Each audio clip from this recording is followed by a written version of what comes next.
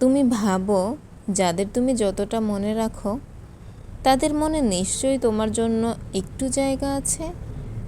তুমি ভাবো তারা না হয় ব্যস্ত, তবু কোনো এক ফাঁকে হয়তো তোমার কথাটা ভাবে। তাই বারবার তুমি নিজেই আগ বাড়িয়ে কথা বলো, নিজেই কল দাও, নিজেই বোঝাতে চাও সম্পর্ক এখনও বেঁচে আছে।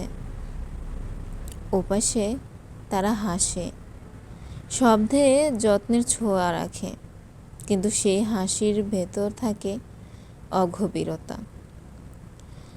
কয়েকটা কথা হয়, তারপর নিস্তব্ধতা। তুমি ভাবো সময়ের দোষ, কিন্তু আসলে সময় নয়, তোমার গুরুত্বটাই কমে গেছে অজান্তে। একদিন হঠাৎ তুমি সিদ্ধান্ত নাও, এবার চুপ থাকবো, দেখি কে খোঁজ নেয় কে খোঁজ নেয় না।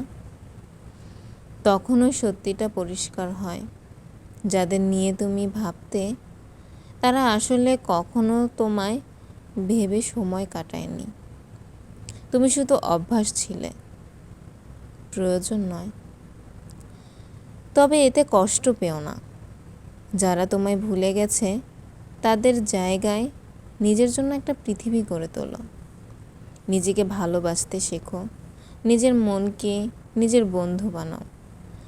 তুমি কাউকে না ভরসা করেও বাঁচতে পারো, এই উপলব্ধিটাই হবে তোমার সবচেয়ে বড় মুক্তি। আর হ্যাঁ, কেউ একদিন তোমায় খোঁজ নিলে তুমি তাদের মতো হয়ে যেও না, কারণ পার্থক্যটা এখানেই। তুমি সত্যিকারের মন থেকে ভালোবাসো, আর তারা অভ্যাসে ভালোবাসার অভিনয় করে।